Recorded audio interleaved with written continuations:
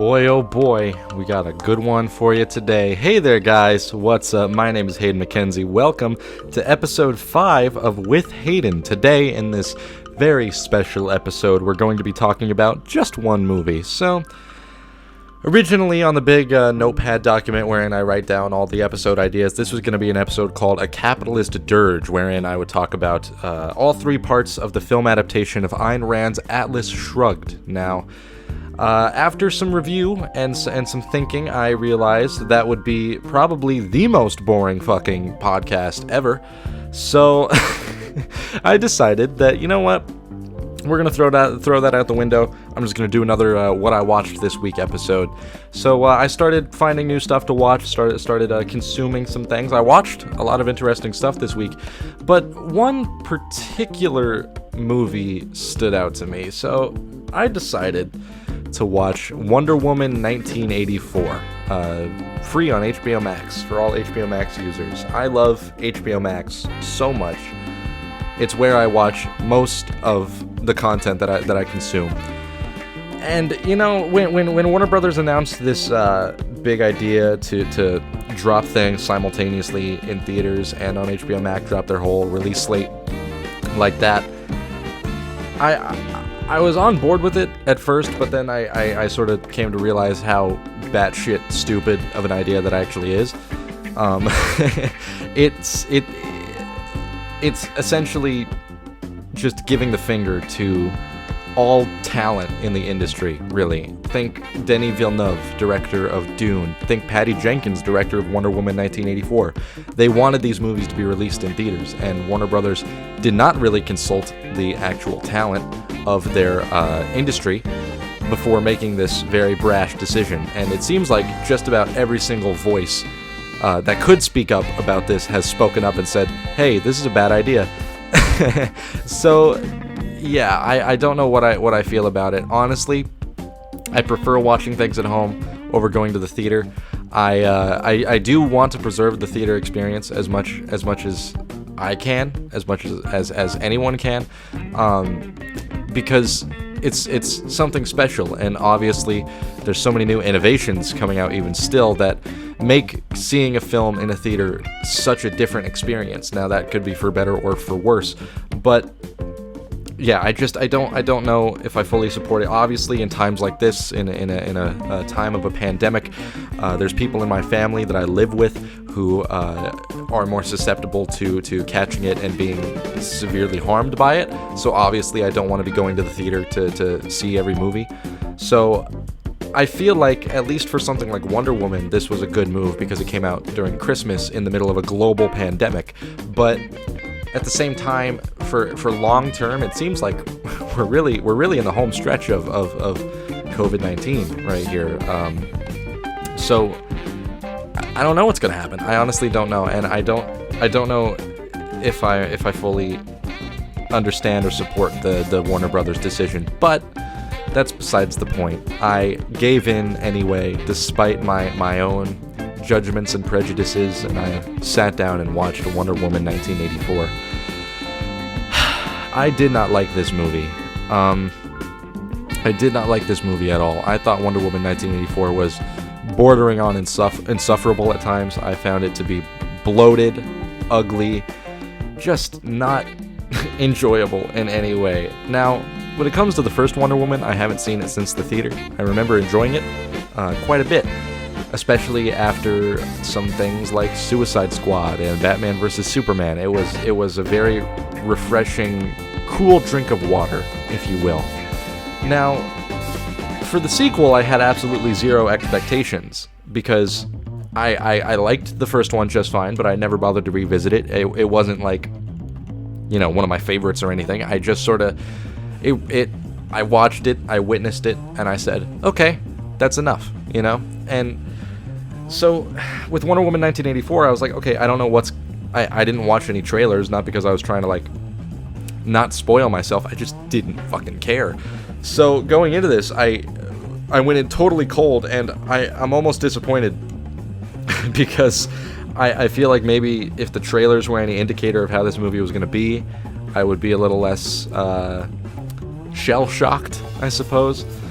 I simply don't know. Now, I have I wrote down a fuck ton of notes for this film on my phone, and for this special podcast episode, I'm just gonna run down this list, basically talking about the full movie, start to finish. This is gonna be our on the dome, off the dome dissection of Wonder Woman 1984. So the film starts with a pretty lovely IMAX sequence. Now, I say lovely in that it is big. The aspect ratio is different.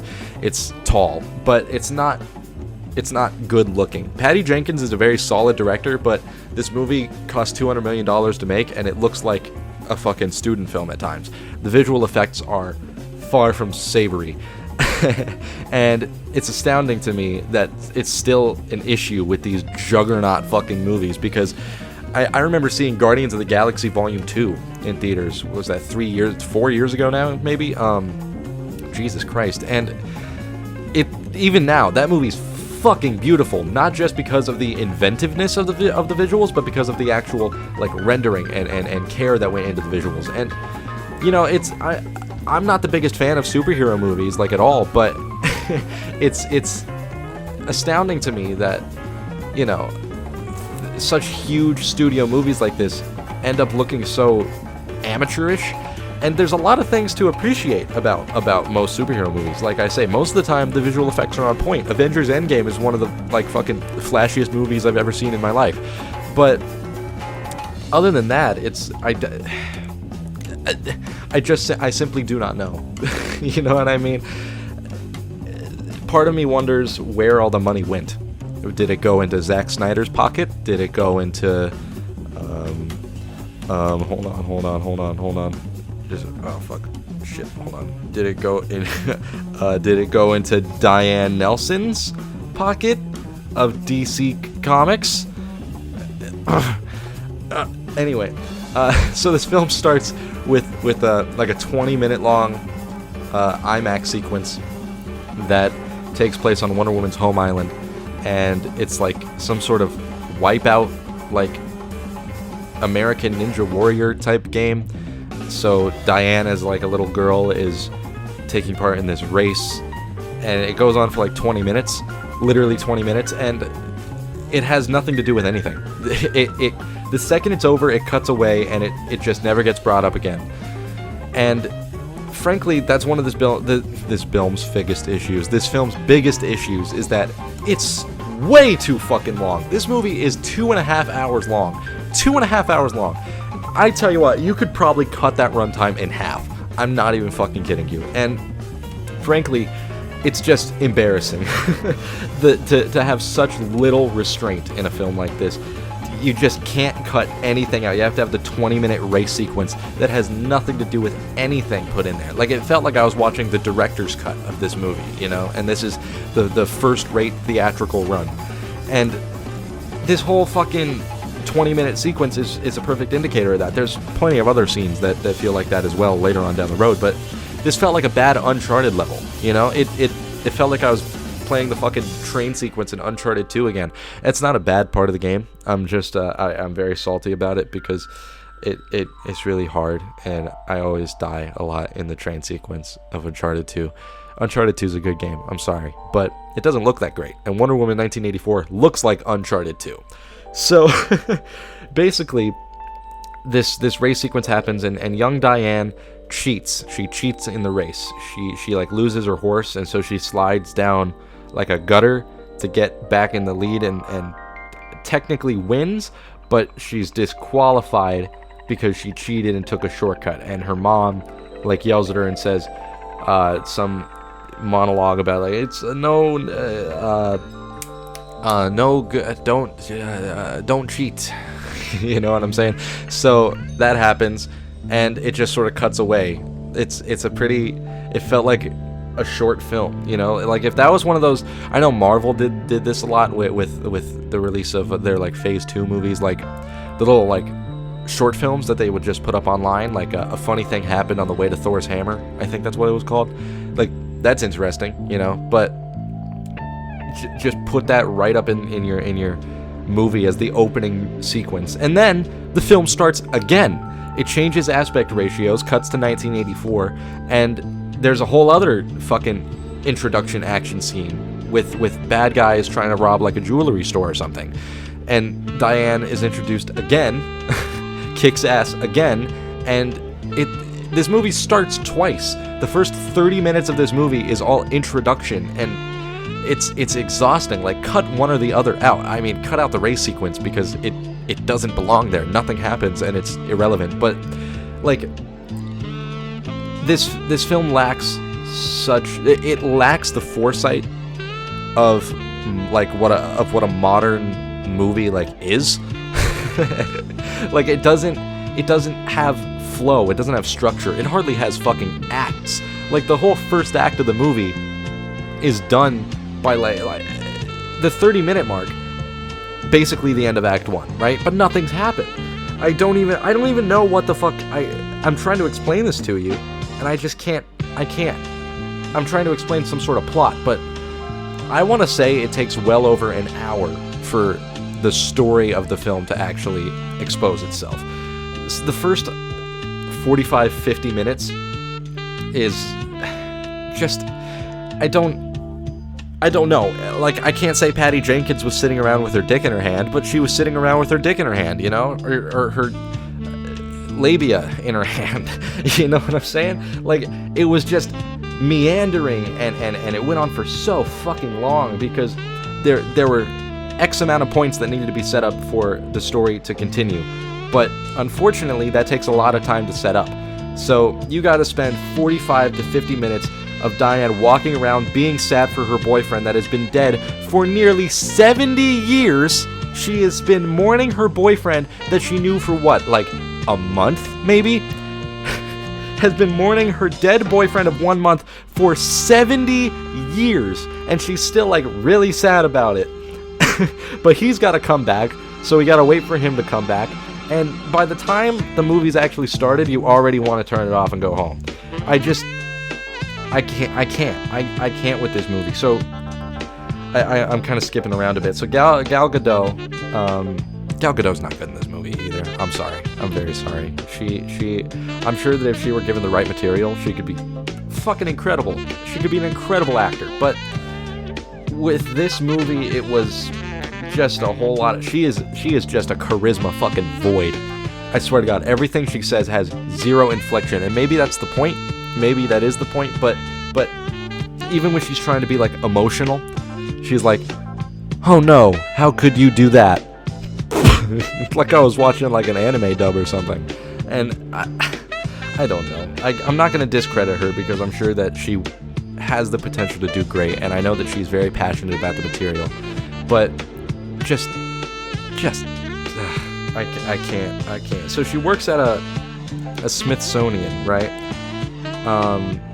And she's like observing old artifacts with Kristen Wiig. And Kristen Wiig's character in this movie is a whole other can of worms, but Kristen Wiig is basically like the nerdy stereotype that adores Diana. Is it Diane or Diana? I think it's Diana. I think I've been saying Diane this whole time. I'm sorry. She adores Diana because she's, I don't know, she's got it all figured out or something. It's the Amazing Spider-Man 2 stereotype. And although that's happened in like a lot of movies, I guess.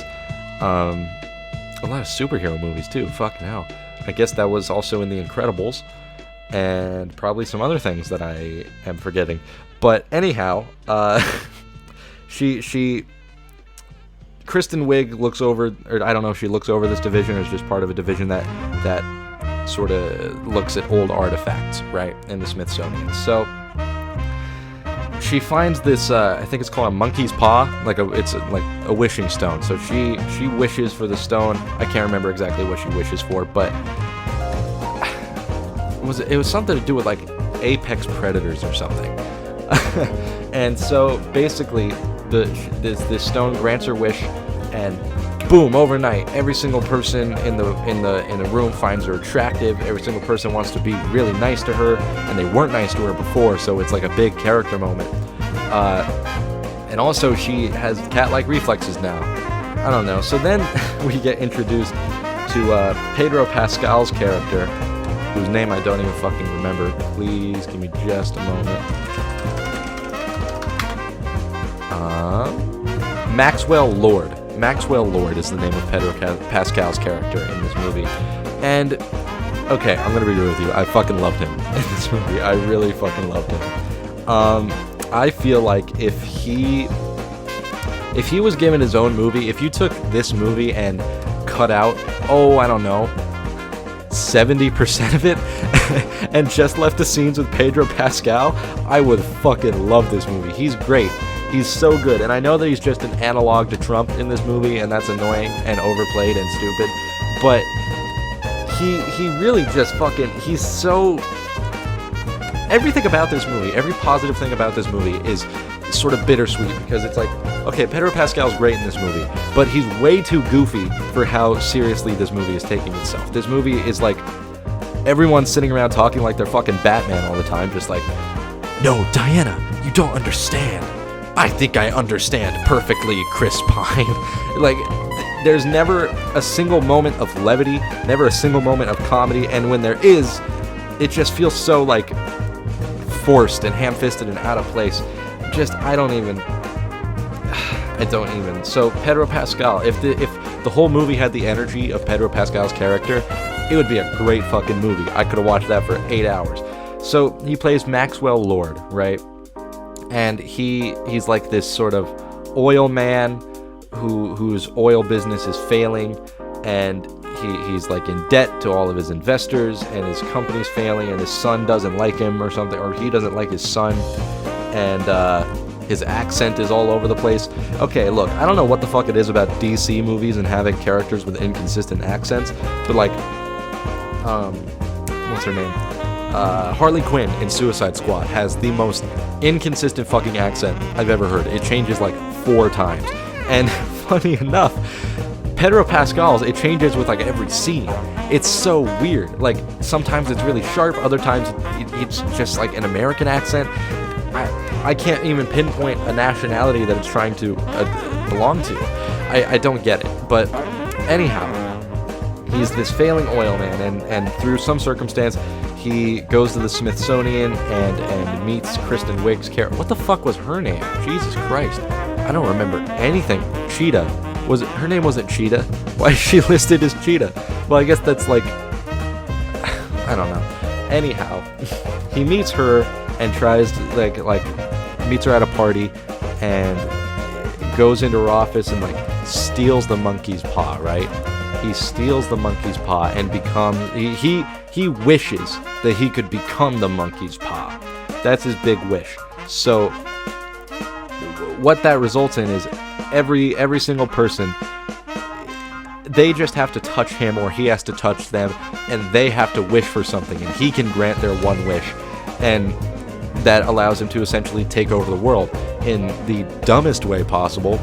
So what follows after that is a very long, drawn-out series of scenes wherein Pedro Pascal is talking to different world leaders and powerful people, trying to get them on his side. And there was one non-specific Middle Eastern leader, and he says, "What's your greatest wish?" And he says, "My greatest wish is to keep our holy land walled off or something, to keep certain people out of the Holy Land because we deserve this land, we own it."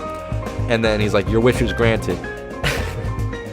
So you're like, okay, so are those people just not allowed in anymore? And someone runs into the scene and they're like, "Yo, look at the TV!" And then you go and look on the TV, and on the news it's like, we're here in this non-specific Middle Eastern country. A giant fucking wall has magically appeared directly on the border of these two nations. And I saw that, and it made me want to piss my pants. It was the funniest fucking thing in the world. So, he just... I don't know the rules of this wish thing, really. I don't know the rules of this wish thing. I don't know how it works. I don't know how concrete it is. They play kind of fast and loose with the rules, which is fine. I kind of prefer that over just, I don't know, fucking spending 40 minutes explaining everything. But, like, how concrete every wish is very funny to me. Oh my god, I haven't even talked about Chris Pine yet. So... Chris Pine, I can't remember his character's name, and I'm not gonna look it up. Steve. It's Steve. So Steve was in the first Wonder Woman, and he died. He blew up in the first Wonder Woman. And the first Wonder Woman takes place in World War I. So you saw him in the trailers, and you're like, well, how does that work? And frankly, I've seen the movie, and I still don't know. So I guess what happened was Diana, like, wished for him to come back, and then he sort of like just possessed the body of some random dude. I think is what happened. I could be wrong because I wasn't paying the most attention for the first like hour of this movie, but I think that's what happened. So Steve is just in the body of this random guy, and Gal Gadot is like, or sorry, Diana, Wonder Woman, is like really happy about it. But then they just go to that guy's house and like fuck in his bed and eat his food and like trash his house. And it's like, this is like a real guy that you're kind of like, this is like some Being John Malkovich shit, you know? It's kind of like dark and disturbing. Like, what? It's a very weird way to bring back a character. Because you're not having sex with Chris Pine, you're having sex with some random dude that you're like hallucinating is Chris Pine. What? I don't even know. So Chris Pine comes back, and by this point it's about 50 minutes into the movie, and nothing has really happened yet. So they go back to Chris Pine's apartment and have sex on his futon, and they make like 7 futon jokes. And by that point, they're like, they gotta have the whole fish out of water thing, because obviously Chris Pine hasn't been around in 70 years. So of course he's gonna be amazed by the 1980s. And so there's like a whole montage of him trying on 80s clothes. and he says like, whoa, parachute pants. Are you telling me that everyone in the 1980s has a parachute? And it, you know, it's really cringe and bad. I brought up earlier how this movie is just so devoid of joy, but when they try to do like a funny haha moment, it's not earned and feels very hollow and stale. So there's the whole montage of him trying on clothes, and you're like, okay, well that was bad, I guess. But then it goes on even longer for another like 5 fucking minutes, because Chris Pine's gotta walk around 1980s New York City and be like, or no, it's Washington, D.C. Like, gotta walk around 1980s D.C. and be amazed, like, whoa, what's that guy doing? Oh, he's breakdancing. Breakdancing? What's that? Oh, it's this cool thing. And then the guy, like, does a flip or something, and Chris Pine freaks out and, like, tries to grab his gun. And it's not funny, it's not endearing, it's got no soul. This movie has no fucking soul. On top of the, like, it's just a soulless fucking mess, unfortunately. And that you're just stuck with this for 2.5 hours. And by the time anything is actually set up, by the time that Maxwell Lord is growing out of control and the story is finally coming into fruition, you're more than halfway through the movie. And Kristen Wiig is like becoming like a bad guy, bad girl. I don't like the term bad girl. I've seen that clip of Joe Rogan talking to Miley Cyrus too many times. Yeah, do you feel like a bad girl? You know what I mean? So by the time everything comes into fruition, you're just left too exhausted to even care about what's happening, because I'm not even shitting you, for more than half of this movie I had no idea what was going on, and I didn't care either. I just wanted it to be over. And the more that I think about this movie, the more that I grow to just really not like it. So I guess I'm sort of we got to get a move on here. We've been going for 25 minutes. So Pedro Pascal like rules the world now. His oil company's hitting big, and he's granting everyone's wishes, but he's using that in his advantage, because he's granting them their greatest wishes and taking something from them in return. So he's like ruining all these people, sort of making his way up the ladder to the top. And it's definitely a Trump analog. Don't tell me it isn't. You're wrong.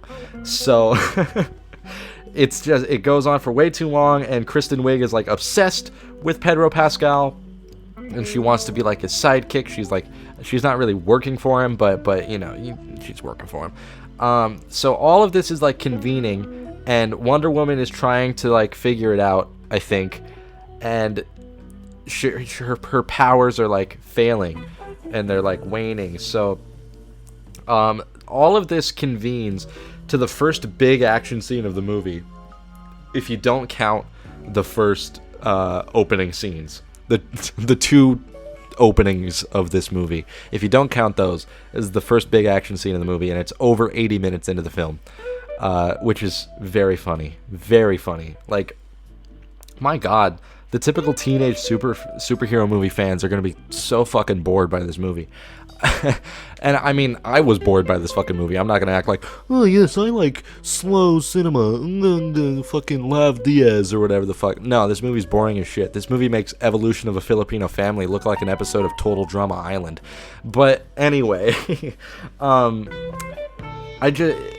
the first big action scene, I don't remember the motive of it. I don't remember what was at stake, because there were no stakes. Wonder Woman is big, powerful. She's basically unstoppable, which was one of the biggest problems with the first film, is that she's literally bulletproof. She's unfucking stoppable from the get. So literally there's no tension. Whenever she's on screen, there's no tension. And the same goes for this movie. There's action scenes where she's just picking up whole ass trucks and like throwing them and like catching kids out of the sky, but her grip slipped on her lasso of truth, which shows that her powers are waning, and she doesn't have much time left to solve this case, except she does, because it's a comic book movie and there are no stakes or emotions at all. So, okay. I'm trying to think of like where we even are in this movie. I think I missed the invisible jet part. So we get the origin of the invisible jet, kind of. They kind of do a little nod to it. So Wonder Woman talks about how like everyone on Themyscira, which is the island that she's from, like learned to make the island invisible. She was like, I bet you I could do that on this jet, so we can steal it and go to whatever country we need to go to. And so basically they hijack a plane, and she casts this spell and they fly away, and Chris Pine just goes, wow, it's an invisible jet. And I want to shut the movie off and claw my eyes out by this point, but that's okay. Okay, so where are we now? Where are we? Right, okay, so there's the big action sequence towards the midpoint of the film that I was just talking about earlier, and it again feels like an Uncharted level, because none of it looks real, and it's all like very rubbery and all over the place. It literally felt like the train scene from Uncharted 2, which is cool. It's a fun level to play, but when you're playing as like a charisma void with a cool whip, or no, not a whip, a lasso, with a cool lasso, it's like basically, I feel nothing for most of this movie. I feel nothing. So this happens, and Wonder Woman's like, oh my god, I'm losing the powers, and I don't know why she's losing the powers. I don't remember, honest to God. So, what the fuck? So they go back to DC, and she reveals that she has this like old suit of armor from when, like, it was like an old elderly suit of armor made of like gold, and it's got like wings. The one on the posters, the one that I'm talking about. By the way, I take issue with the marketing of this movie, because the whole point, like all of the marketing was like really colorful and explosive and neon and psychedelic, and that wasn't the tone of the movie at all. Like, at all. It felt actually like pretty stale visually and stylistically. There wasn't much going on besides like a few vibrant colors here and there. But yeah, I wish the film reflected the sort of psychedelic imagery that was displayed in the marketing a bit better. But hey, what can you do? You know, that's just, hey, that's how it be. So, yeah, she reveals this big suit of gold armor, and she's like, one of the oldest women in the world used this to fend off, like, an army or something, and they cut to a flashback of, like, Roman times or something.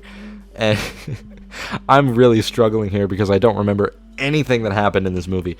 And so she like, talks about that for a while, and you're like, okay, that's going to come into play at the end. Don't act like it won't.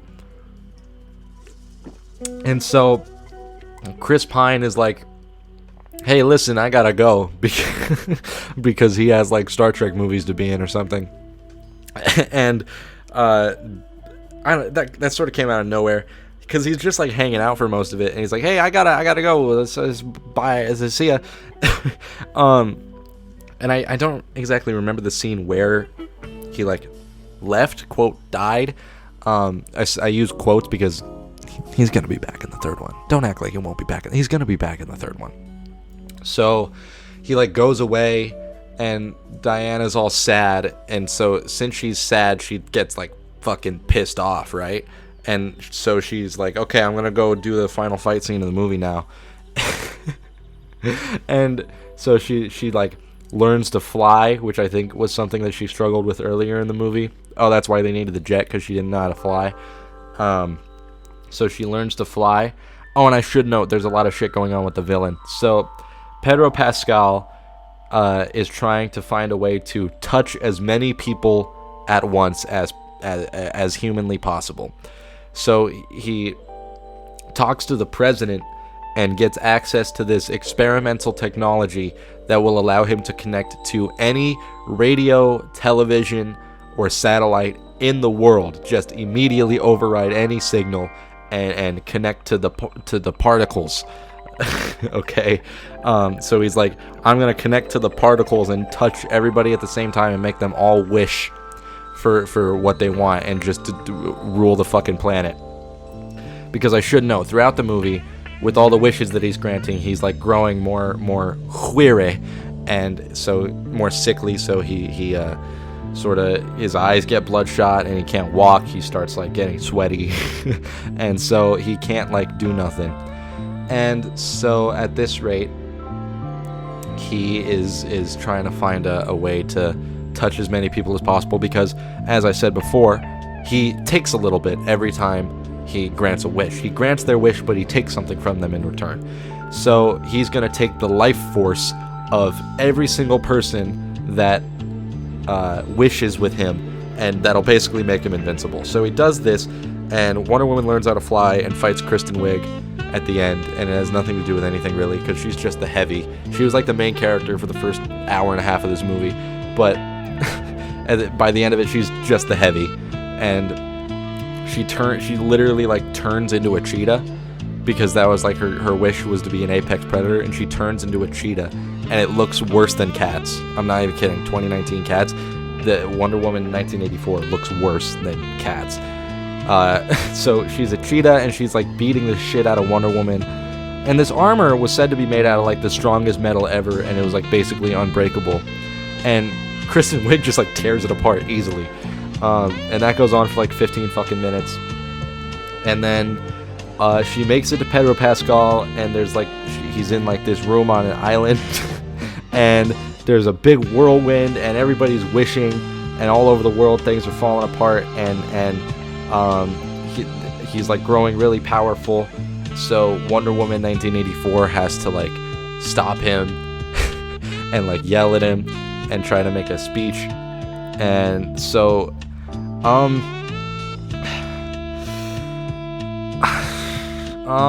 don't know, and she convinces him to not do nothing, to stop. So everybody renounces their wish, right? Everybody in the world renounces their wish, and everything goes back to normal just instantly. Boom, zero repercussions of their actions. Fucking, there was a scene used as an example in that final act where this Scottish bartender and this Irish guy are fighting, and the Scottish woman says, oh, I wish all you Irishmen would go back to where you belong. And then he says, I wish you would drop dead. And then fucking boom, she drops dead, and then all Irish people outside start getting arrested. And it's the funniest thing I've ever seen. But so there are zero repercussions to anyone's actions from the wishes. They just immediately, boom, come back to life. Everything gets undone instantly. And I should note, nuclear bombs are about to go off. Like, they're being sent. Oh my god, the funniest fucking thing in the world happens in this final scene. So the president like renounces his wish, and his wish was to have like nuclear bombs because it was the Cold War, and so he renounces his wish, and so he's just sitting in the Oval Office just chilling, and someone runs into the Oval Office and goes, "Sir, our nukes are rapidly disappearing." And it's like, what? There are no like rules or there's no reality to this at all. Like, there's not even, the wishes aren't granted through like a loophole. They're just magically like, hey, you want nukes? Boom, fucking nukes. You didn't have to like build them or anything or manufacture them. Boom, you have nukes now, and boom, they're gone. They didn't like disappear or melt. They fuck. Yeah, this movie makes no sense. It's basically incoherent. Okay, so all of this happens, and Wonder Woman is like, she tells Pedro Pascal to like be nice and to not to be mean, and he's like, you know what, you're right, I should not be mean, I should be nice. And they all live happily ever after, except Gal Gadot is without Chris Pine once again, and the movie ends with her meeting the guy that was in that Chris Pine, who's, how do I word this? She meets the guy whose body Chris Pine was in, so she like sort of makes friends with him at the end, sort of like starts flirting with him at the end, and it's hinted at that, oh, they're gonna fall in love now, but like, you gotta realize she basically raped him. She basically raped him. Yeah, I don't know what, this movie's fucking weird. This movie sucks, dude. This movie's fucking bad. My favorite line from it is probably when Pedro Pascal's talking to his son and he says, I'm not a cool guy, I'm a pretty messed up loser guy. Something funny about messed up loser guy. Yeah, but other than that, this movie's fucking terrible. There was literally maybe two things that I liked about it. I liked Pedro Pascal as the villain, and I liked the score by Hans Zimmer. It wasn't like anything amazing, but it was pretty good on the ear, and Hans Zimmer is pretty good at that. Other than that, I thought this movie was a total fucking wet blanket, damn near insufferable at times. I honestly wanted to turn it off. I'm not even fucking kidding. There's very few redeeming qualities about this movie. It's not even like, if this was in theaters and I paid to see this in a theater, I would be literally insulted. It's not anything that I want out of a movie. And you know, this whole time I was watching this movie, and I was like, yeah, I could be watching Twin Peaks again right now, or I could be watching any of the fucking 500 movies that's in my watch list right now. But you know what? Wonder Woman 1984. Just absolutely fucking unreal. But yeah, if I absolutely had to rate it, I'd honestly probably give it a 2. I gave it a 3 or a 1.5 on Letterboxd. But honestly, that might be a little too high. I'd honestly probably give this a 2 out of 10. Yeah, just absolutely nothing good here. Way too fucking long. Patty Jenkins really does not know how to filter out her work. Just so over bloated and so over self-indulgent and nothing that I want out of a movie. I think it's a perfect indicator that something with the superhero genre needs to change, because we've had a few very formative films in the genre over the past few years. We had Logan, Joker, what are the other ones? I mean, Deadpool even. Fucking, I think I already said Logan. Those are the examples. And those are all like sort of breakout examples of doing something different enough with the genre. Deadpool is still sort of, but it brings the more, not adult, it's very childish, but just the sort of like, not making these sanitized bullshit theme park ride movies. And everything about Wonder Woman 1984 screams staying in the past, even the fucking title. And it's always a slippery slope when it comes to gender politics with this movie, and I'm not going to be that guy to like get into it.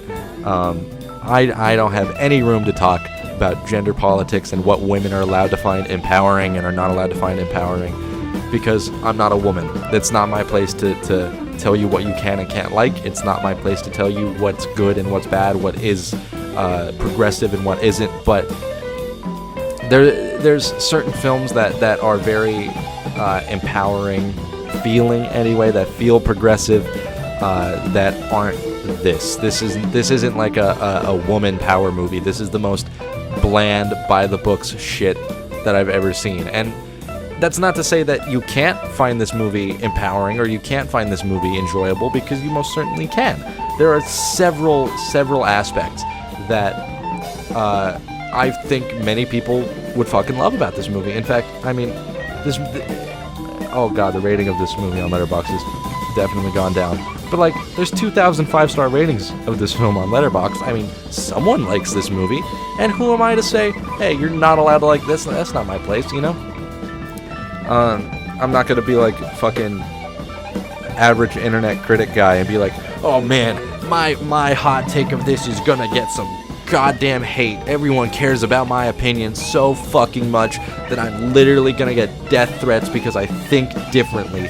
Like, no, that's not how that works. I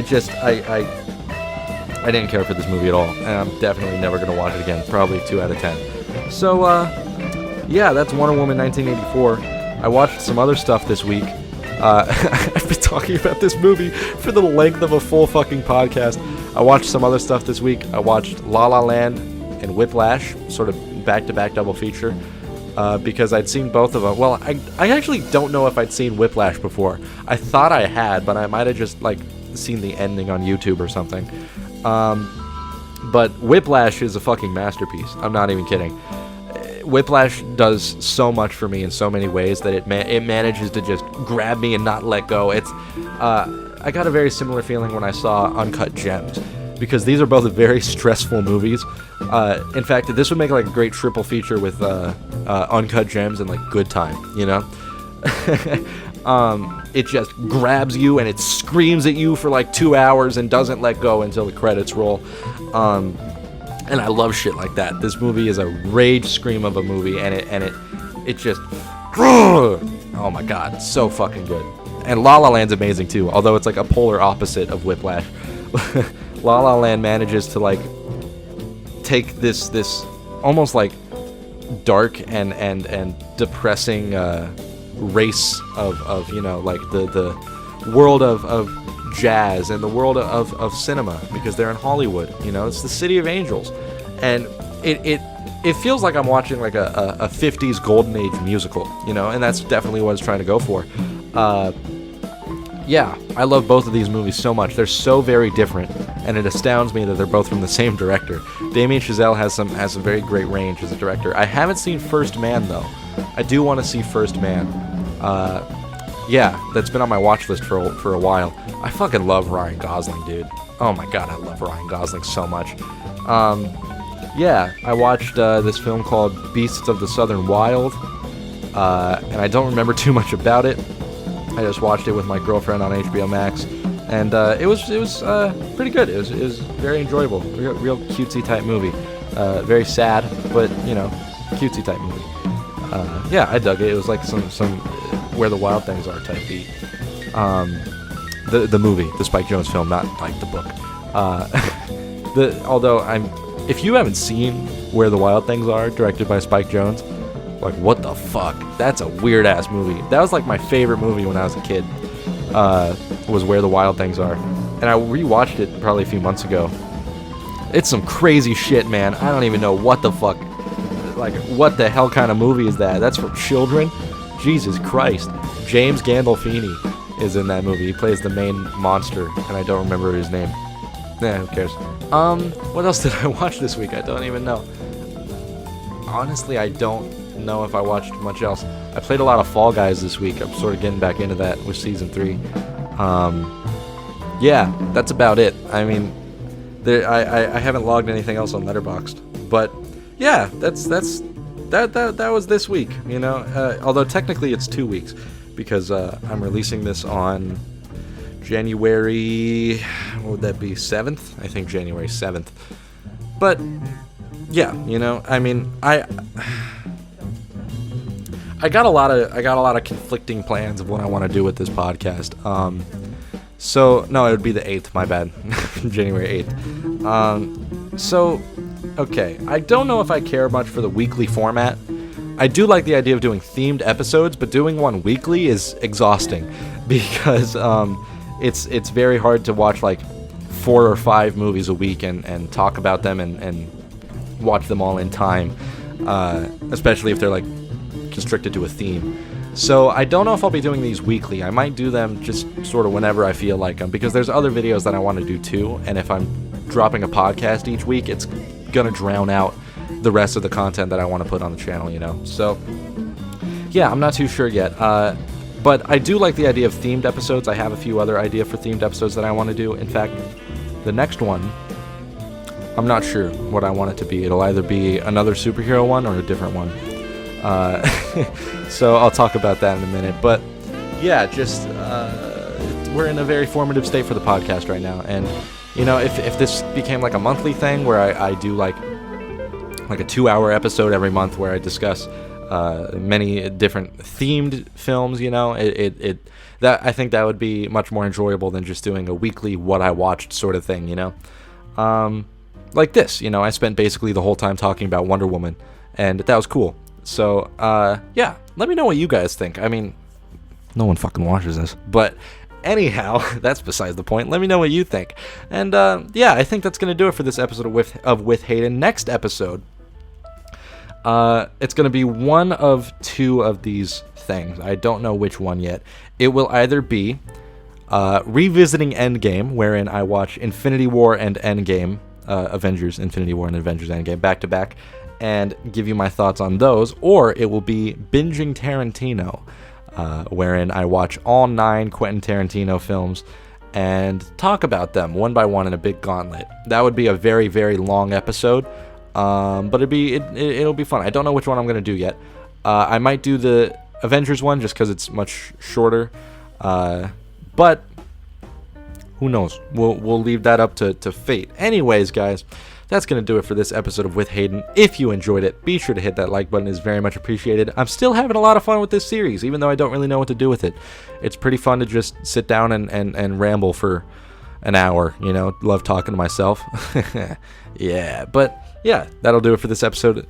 I love you all. No, well, I mean, you're all right. I mean, I don't know. You know what? That's a conversation for another time. I'm sorry. I'm so sorry. Thank you guys for listening. I'll see you in the next one.